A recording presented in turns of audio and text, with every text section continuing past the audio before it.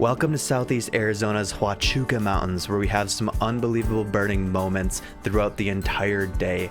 We see some rare species, incredible encounters here up in the mountains themselves, and then we go down and have one of the best moments ever at a hummingbird feeder. Okay, so we just heard the flame-colored tanager, which is one of our main targets. Let me start this video by orienting you. So we again are in southeastern Arizona, and near the town of Sierra Vista sits the Huachuca Mountains. I'd heard from many different people that this is a legendary spot we needed to hit during our Arizona trip, and so we did. We started the day in Miller Canyon, which is where I will pick this adventure up. All right, everyone, welcome to another video from Southeast Arizona. We've made it over to the Huachuca Mountains. Hope I'm pronouncing that correctly. We're hiking up in Miller Canyon right now, looking for some awesome birds. Really hoping for a great day today, because yesterday was a little tough, but I am certain we're gonna come across some cool birds and have some great moments. So stick around, let's see what we can find. And so we eagerly set off, wanting to have a much better day than previous, hoping to finally hit some targets. We started with the Plumius vireo. Okay, so we just heard the flame-colored tanager, which is one of our main targets for the day. We followed it down a little bit this way, but could not get eyes on it. Are heading back up here to see if we can come across either of the male or female and get them on camera. This felt like it was going to be another devastating herd-only bird, one we really wanted to see, but we came to the spot with a bunch of other people and saw this. What you're looking at here is a nest. To be specific, this is the flame-colored tanager's nest. And looking closer, the female's on the nest, so we did actually see it. Now obviously these aren't great views, but you can see the tail sticking up on the right-hand side of the nest. And so we got the bird and got some views of the bird, albeit not amazing ones, but this was a super awesome way to start. We had seen the male visit the nest and then head off, so Qasim, Ricky, and I decided to go exploring down a different part of the trail, seeing if we could track down the male. We ended up getting some amazing views of red-faced warblers just about eye level, along with a few other birds. And we got to see these ruins too, which were pretty cool. Looks like some sort of old building, but didn't get a good look at the male, sadly. Dang, well, we left to go check out the ruins down that way and see what was over there. We did get a red-faced warbler, and we heard the tanager back that way, but we totally missed a lot of the action, apparently, with the people hanging out here. The male came in, and they got pretty good looks at that, so I'm a little bummed out. I'm hoping it does come back, and we can get views at it, but we might have to move on to go check out to see if we can find some other species up this trail a little further. Qasim and Jordan got wind of a buff-breasted flycatcher, so Ricky and I hung around behind hoping to see better looks of the male. We did get to see the female's head a little bit more, sticking out on top of the nest. You can see her beak there, and this was really cool. Still, even though we weren't able to get great looks of the male, it was really awesome to get this species after a harder day of birding yesterday and to hit this target so early in the morning. Felt super fulfilling. And to see such a rare bird nesting and bringing more of its species into the world was awesome. We moved along and left the nest be, and ultimately, I think we might have gotten a bigger reward. Now, I didn't know this in the moment. I wrote this off as just a cool looking orange snake, but apparently this is pretty sought after. What you're looking at here is a king snake. And apparently this is a crown jewel similar to the trogon we saw a few videos ago. I am not very big into herping, and so I didn't know this at the time, but looking back, my friends were very jealous, so felt pretty good about that sighting. But after that, Ricky and I continued up the trail to try and catch up to Jordan and Qasim to hear if they were having any luck with the flycatcher. Along the way, we got some good views of painted redstart. These are so hard to keep in frame, they just do not stop moving, and they fan their tail out to try and scare up bugs to eat. Ricky and I had an awesome time moving up the canyon though, and we stopped for probably about a half hour with these few warblers here. Got some amazing views of red-faced warblers that we fired away so many pictures of, and there was also Townsend's warblers around and hermit warblers too. Just a really cool moment. Let me show you these clips and photos.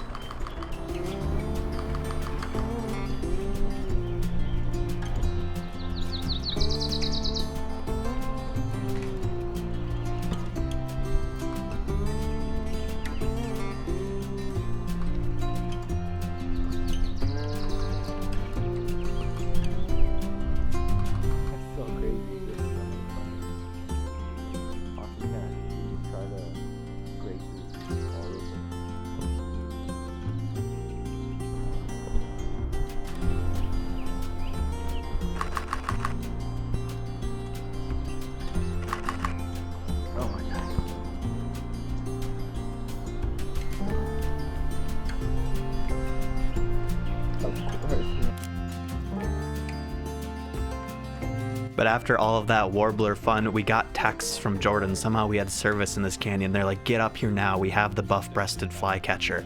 And so Ricky and I hiked as fast as we could. We were a little tired, as you can see by me taking a seat as soon as we got to the spot. And after thinking we were gonna have another miss like the male flame-colored tanager, we did see it. I got a little leaf behind it, in front of it though. I can only... Is that it? Yeah, I see him. Where do you see him, Cosmo? What do you mean? Here, right there.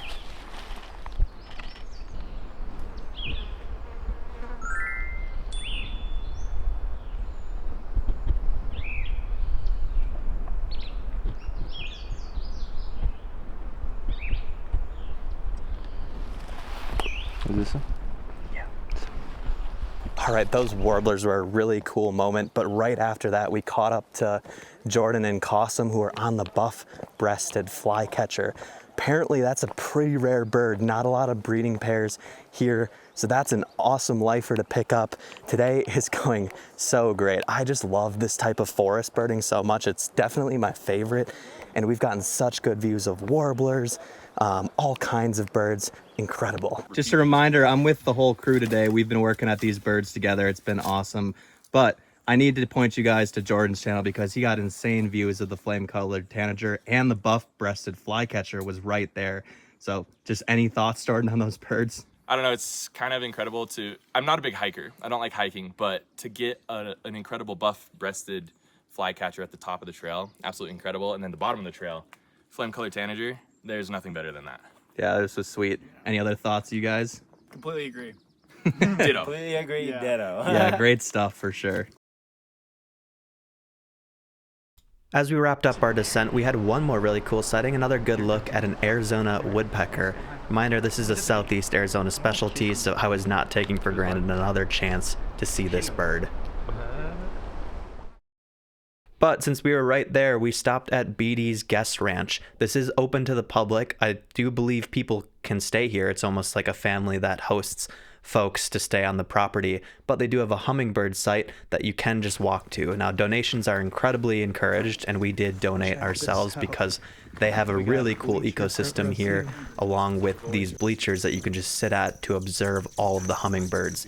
So let me show you some of the best hummingbirds we saw here.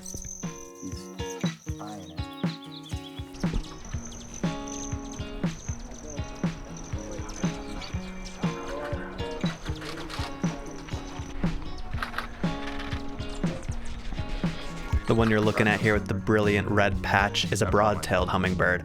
Higher elevation specialties than a lot of the other hummingbirds, though we did get a good variety.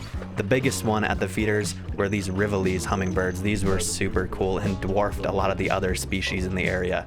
Now, just a second, you're gonna see North America's smallest hummingbird too, so stick around for that, but some more views of the other ones as well.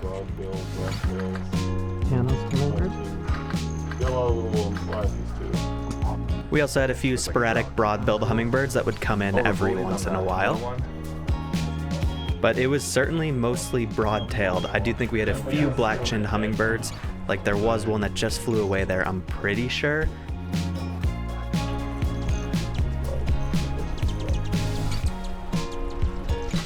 After watching this feeder for a while though, one stopped on the back of it that I was really excited about. I thought I was only going to get these brief glimpses of it, but this is a calliope hummingbird. I repositioned myself and I was able to see that very different colored gorget. Now this is the smallest hummingbird in North America and my best views ever of it. Super cool. Okay, so we just came from the hummingbird setup. It's a controlled access. I forgot what it's called. CAS was the acronym, but beautiful hummingbird feeder location. We actually talked to the owner of this place here at Beatty's Guest Ranch, and they told us that our targets probably aren't here right now for a variety of reasons. So it sounds like Lucifer hummingbird is found at lower elevations, so not likely up here. Blue-throated mountain gem, they only get here for a few days, and then white-eared don't show up till the end of the month. So we're gonna hopefully pick up a few of our chances down below. Hi, you're good, don't worry about it. But yeah, we're gonna go to a couple other feeder spots and hopefully we can grab that Lucifer hummingbird, but if not, still a sick location and just really excited to see some of these awesome birds. Now one more surprise in the parking lot, Zonetail the hawk flew overhead. What a way to end this awesome morning, but let's transition now. We're moving from Miller Canyon over to Ash Canyon Sanctuary in a different kind of canyon, but still in the Huachuca Mountains. So this preserve or bird sanctuary was at a lower elevation, not as high up as Beatty's guest ranch, so we were probably going to get some different species. And look at all of these signs here. Important bird area, a lot of associations. This place was awesome. Just look at the landscaping. We had so many birds just right off the bat. We got an ash-throated flycatcher, brown-crested flycatcher, both just sitting up in the trees. There were hummingbirds all over the sanctuary, but unfortunately we didn't see a Lucifer hummingbird out in the front area where everyone was watching. They said it had been seen, but not for a while. So we moved to the back where the host said we could check out the bird blinds. No one had them reserved, so I posted up for a while, took a rest from our hike this morning, and started filming some birds.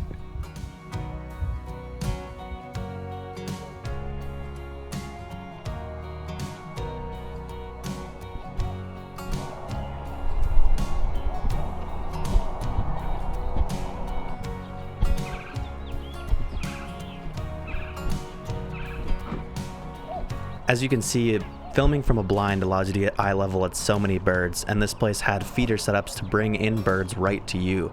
And so you have the opportunity to get some really good shots of species you might not otherwise be able to get close to. That's the benefit of a blind setup like this.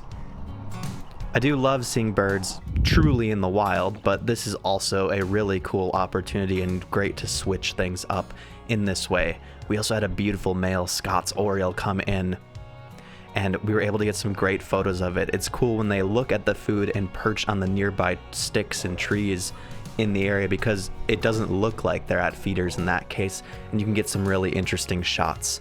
And then we had some awesome views of this ladderback woodpecker too. So let me walk you through some of the photos I took and kind of what was going through my head as I was doing it. First, we had a Mexican jay that I was excited to get photos of because we don't get these in Utah where I live. However, the sticks kind of coming out of its head made it not look great to me composition wise. And so these were okay, but not my favorite. And then coming to the Scots oriole stuff, the scenes were either busy with other things in them or the bird didn't have its head positioned quite right for a pleasing photo for the light hitting its eye just how I wanted it to, but these are still decent. I did really love this one, even though it wasn't super sharp, of the bird just checking out the bee here. I kind of cracked up looking back at this photo. But now onto my favorite photos. I did get one good one of a Mexican jay kind of showing its interested behavior looking back towards me. And then we had a white-winged dove with that beautiful orange eye shown so crispy. I love this photo. And lastly, a good one of a Scots oriole. The background's a little messy. I would have liked it blurred out a little bit more if I was being really nitpicky, but the colors were so crisp on it and it looked really cool. Definitely my best ever shot of a Scots oriole, so I'm very happy with that. And to round out my favorites, a pretty good portrait of a ladderback woodpecker looking off into the distance. But we returned back to the main area to continue our mission for the Lucifer hummingbird. So the whole crew is just sitting here. This is a really cool place, especially after a long hike, to come and just hang out and watch all of the birds. We had in the blind over there a bunch of orioles and woodpeckers, and now we're watching for the Lucifer hummingbird, which apparently just came through while we were over there. So just missed it, hoping it comes back here shortly. And so we sat back, settled into our chairs, and just enjoyed all of the birds coming to the feeders in front of us. Definitely majority hummingbirds. We have a nice broad-tailed hummingbird right here. And we had a good variety. We had calliope, Anna's hummingbird, Rivoli's hummingbird. These hummingbirds were some of the common ones we had seen throughout the whole trip. Also had a bunch of goldfinch around, including this one picking away at the petals of this flower. Now this Anna's hummingbird had a super bright colored head, which was really, really pretty. So I did snap a few photos of this one. I was really hoping to get some really good detail on those bright colors as they flashed in the sun. Just look at how beautiful it is when it turns its head. They turned out decent. I like this one of it looking down, thinking about the nectar. And then I really cropped this one so it loses some detail, but still looks awesome in my opinion. Over in the water feature, a very valuable resource in the desert when it's so hot out for these birds, we got a good look at a Lucy's warbler. We'd been hearing and seeing these all trip, but they had never given us very good views, so it was nice to get one right here.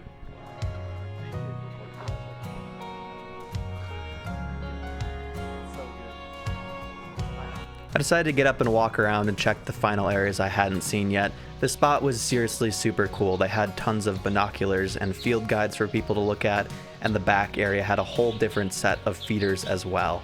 I'll mention it again like I did in my last video. When you do visit these places, I would highly encourage you to donate some money because it does take a lot of upkeep for these places to keep running. And they provide such awesome opportunities for us birders to see the targets we want while also supporting the wildlife around us. I have so many good things to say about the many feeder setups in Arizona, and this was yet another great one. Weirdly small songbirds weren't the only things that we're visiting. A few times throughout the time we were sitting here, turkeys kind of just meandered through the paths, not really caring about what we were doing, which was kind of comical in my mind. Okay, we are just about to leave. We went through the checklist. We're at 29 species and we've been sitting here for probably about like 30-40 minutes right now. And we're like, oh man, we're not gonna break 30. Well, the Lucifer hummingbird would have been 30 and we've just been joking, oh, there's the Lucifer, there's the Lucifer. And then right as we were about to get up, it showed up right at the end, which is just crazy. Lifer Lucifer hummingbird on the list. Are you kidding me? I seriously couldn't believe it. I am not exaggerating when I say we were literally getting up to leave. Like, we were on our way out and they came in, we took one look at it and Jordan was like, that's it. What a great way to end this incredible spot. Lucifer hummingbird, lifer. Oh, okay. Unreal, guys. And then based on a recommendation from a local guide, we drove the dirt roads around the town and the area in hopes of finding a Pyrrhuxia, the desert cardinal. I had seen one before, but this would be a lifer for Jordan, and thankfully, we did get it. It was pretty skulky, so this is the only media I got is just this photo, but very cool to add that to the list and get another highlight moment for the guys. At this point, it was time to start working our way back to our Airbnb. We did make one more stop, though, at Las Ciénegas National Conservation Area in hopes of finding two species, Chihuahuan meadowlark and Chihuahuan raven. We were also looking for Bottery sparrow on the off chance we'd be able to see them out here, so we started exploring this wide expanse of grasslands you see before you. This was mostly car birding, just driving along, watching off to the sides for bird movement, stopping every once in a while to pick up birds, like the Chihuahuan meadowlark I got very briefly there. Then we get back into the car and continue driving even further to check some more spots. Did get some more looks of Chihuahuan meadowlark, which was awesome. Very happy to get those species. Oh my goodness. That's a kingbird. Cassin's kingbird on the list, please. Yeah, one meadowlark and one cassin. I can tell by the shape. We were seemingly having no luck on the sparrows, however. Bottery sparrow was one we had looked for basically the entirety of this trip anytime we were in its habitat, and just had no luck. We'd filmed the odd sparrow here and there, but they really just were never botteries. I guess we were just coming up unlucky. That's how it goes sometimes, unfortunately. But if you think of it this way, there's a reason for us to come back. This group of sparrows got us particularly excited, but it turns out there were just brewer sparrow and lark sparrow around. It's dust bait. One random but cool moment that we came across, though, was a few pronghorn looking down at us atop the ridge. Especially this male with its fully grown horns was really sweet. We never stopped searching, though. We kept driving along and checking various areas for birds, and thankfully we did have a pin, though, to where we could find a Chihuahuan raven. Now, as we looked off into the distance, these aren't going to be the best of views because we have yet another nest. That seemed to be kind of the story of the day. And we never actually heard these ravens vocalize, but this is the exact same nest that someone else had found where they were vocalizing a different day. So we felt pretty confident calling this little bird you see at the top there our lifer Chihuahuan raven. And that is basically going to round out the day. As the sun started to set, the nighthawks came out and we got one lesser nighthawk flying overhead. But what an amazing day in the Huachuca Mountains, as well as a little adventure here at the end in the Grasslands. Tomorrow, though, is going to be our last full day in southeastern Arizona, so make sure you subscribe for the next video that comes out. I'll link the playlist to the other videos in the description. But thank you for watching. I will see you in the next one. Happy birding.